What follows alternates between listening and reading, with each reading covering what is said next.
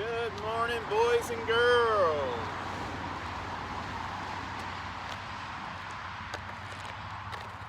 Hockey ball's rolling away. Got a little lesson for you this morning on hockey, obviously.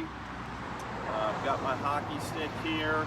Remember, this is called the blade of the stick, and this is called the shaft of the stick. We always hold one hand on the top, one hand in the middle. And one of the ways, remember, that we identify we're holding the stick correctly is you hold that stick out in front of you like it's an extension of your arm, and you shake hands with it. Just like I shake someone's hand, I shake hands with the hockey stick. One hand in the middle, one hand up top. Make sure you don't grab the stick like this. See how this is not an extension of my arm because my top hand's going to be backwards. So hold that stick out in front of you, just like it's an extension of your arm, and put one hand in the middle. Okay, this is a street hockey ball here that I'm using. We know that in ice hockey they use a puck, which is a hard, round, black object about 3 inches wide. And usually they actually will freeze pucks before games to even make them a little bit harder. Very hard object, and if you get hit, it hurts very, very, very badly. Almost like getting hit with a swinging hammer. Not good feeling. In hockey, we use both sides of the blade when we, what we call stick handle, or you could say dribble the puck, but in hockey we call it stick handling. Right, in lacrosse, you call this action that lacrosse players do cradling, or this action cradling. In basketball, we dribble. In soccer, we dribble. In hockey, we stick handle. And I'm on a little incline here, so I have to keep the ball steady. How long do you want your hockey stick? Well, I like it a little bit on the shorter side, but you want it to come up to around your bottom of your neck or top of your shoulder area, or even upper neck, all right? Depending on your preference, somewhere in this area right here. If it gets up to your nose area, it just gets too long, all right, or above your chin, it can get long. If you play defense, you may want a little bit of a longer stick, but if you're a forward, a center, a left wing, or a right wing, you probably want it somewhere in this area right here. I like mine a little bit on the shorter side, but that's that. All right, we're using both sides of the blade to dribble the ball.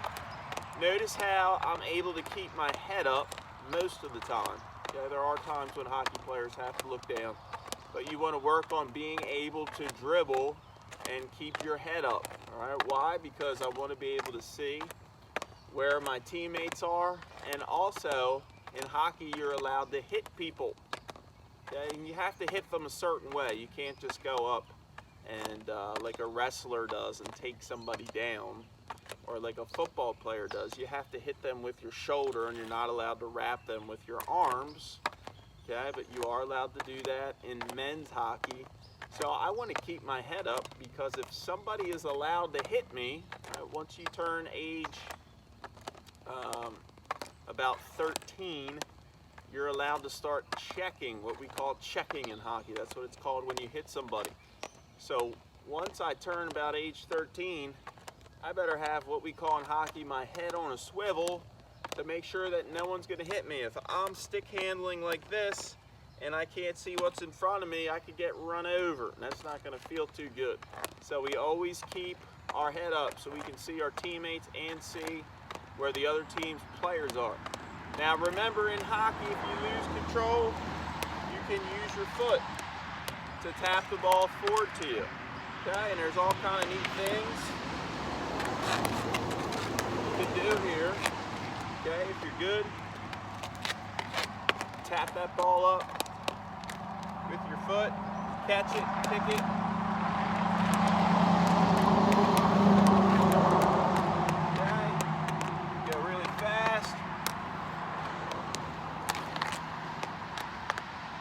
I can flip it up to myself.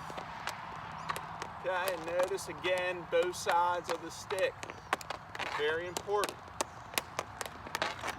Okay, once you get good, you can dribble extremely fast. And I don't have a very good surface here. The ball is sticking. Very foggy and very humid this morning. The ball's kind of sticking to the pavement a little bit. It's kind of like playing pond hockey instead of playing on a sheet of ice where the Zamboni cleans it. So, shooting. Okay, there's three kinds of shots that we use in hockey. There's the slap shot, there's the wrist shot, and there's a snap shot. Now, a slap shot is when somebody winds up like this, almost a little bit like a golf swing, and really follows through and takes a heavy shot. Okay, there's a wrist shot, which is where you kind of drag the puck and snap your wrist, drag it from behind you and snap your wrist. That's a shot that's probably lose more than any other shot. And then there's the snap shot, which is where you just take a short wind up. You don't take the big wind up. You take a short wind up like that. Okay, but the most important skill of hockey is one that I can't demonstrate right now because hockey rinks are closed. And I actually tried to get to one last week to show you guys, but couldn't get on the rink. But the most important skill to hockey is actually skating. If you're not a good skater, you're not going to be a good hockey player. So what all good hockey players have, one skill they have, is they're all great skaters. You will rarely ever find a hockey player that's not a good skater. If they're not a good skater, they have an incredible shot. Okay? But most great hockey players all were tremendous skaters. So one of the things that you have to be able to do if you're interested in playing hockey is you have to be able to skate. And in Delaware, we don't have very good weather for playing outside. A lot of hockey players come from Canada, where it's very cold, or the northern sections of the United States, like Minnesota, Michigan, upstate New York, upstate Vermont, New Hampshire, okay, Maine, Massachusetts. Very cold places where in the wintertime they're able to get outside and play on frozen ponds. In this area, you're simply not able to do that. Maybe 1 week out of the year you can play on frozen ponds. So you have to utilize, there's a lot of traffic today where I am, which is a good thing. You have to utilize the rinks that we have. So we have a few rinks around the Newark area and in northern Delaware. We have the Pond, which is in Newark, and they actually have a few hockey rinks over there off of Marrows Road, kind of in the Brookside area. There is the University of Delaware that has 2 different rinks. They have the Fred Rust Arena and the Gold Arena, or commonly called the Blue Arena and the Gold Arena. Okay, you can ice skate there. And then there's also the Wilmington Skate Club, which is in Wilmington, obviously, right off of Route 202, right near 95 and 202.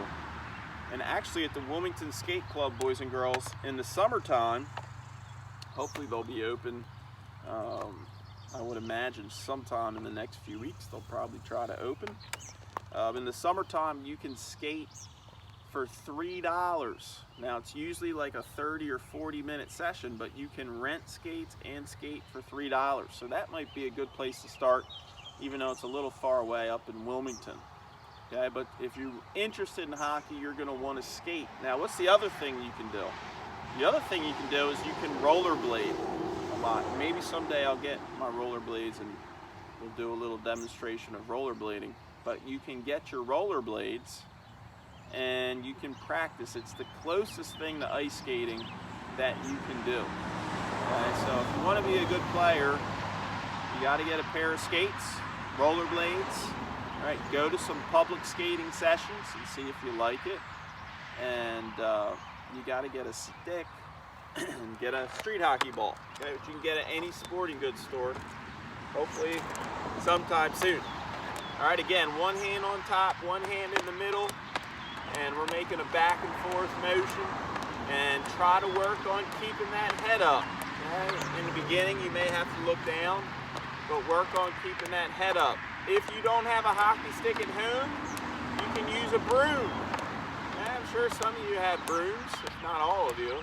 Get your broom out, okay, and join me. Remember, if you lose control, you can tap with your feet. Tap with your feet. All right, you can work on little tricks like flips.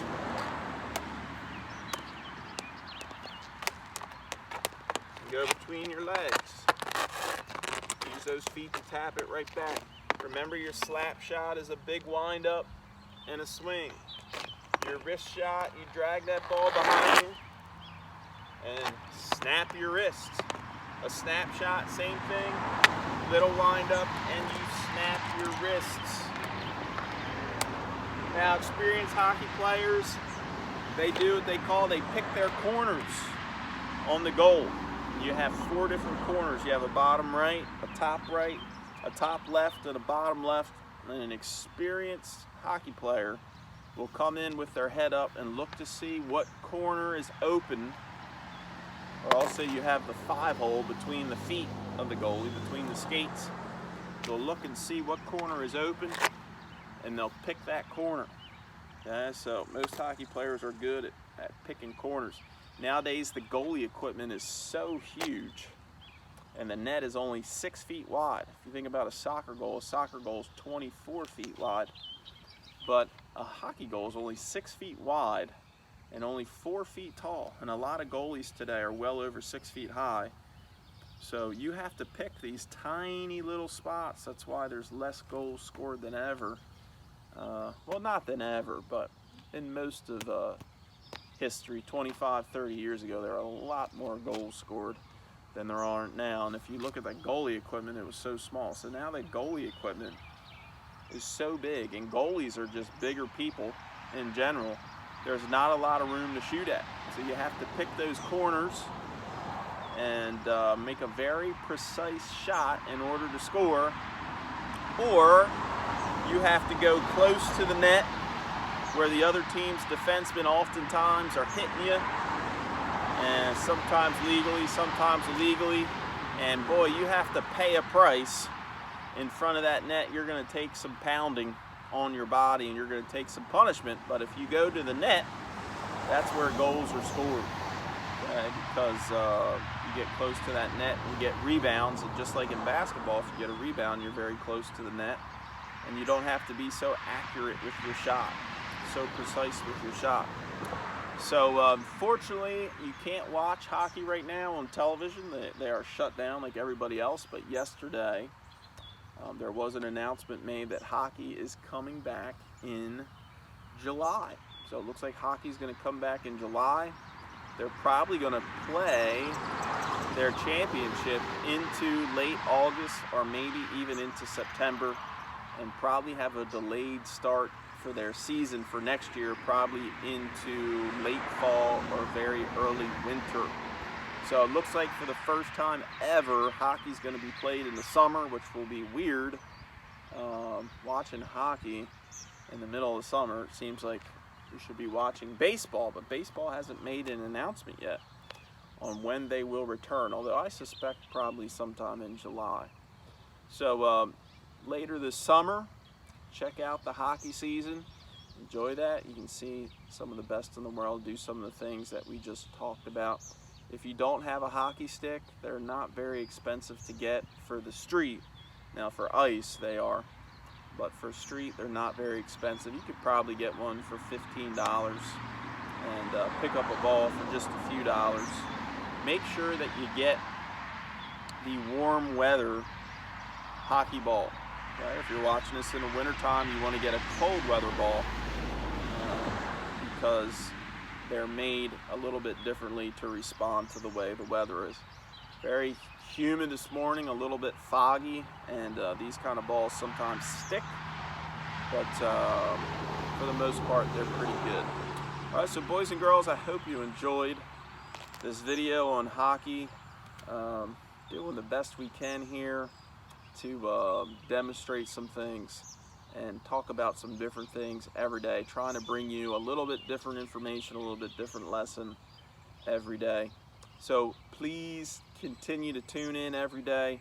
Boys and girls, do your exercises, do your jumping jacks, your push-ups, your sit-ups, your running in place, and all the things that we normally do, and do 2 rounds of them like we normally do. You know we do that. Okay, 25 jumping jacks, 20 seconds of push-ups, 15 sit-ups, and 20 seconds of running in place, and then repeat everything. Okay, join me tomorrow for another lesson. You don't know what it's going to be. It's going to be something different. All right, I'll talk to you boys and girls later. Miss you guys.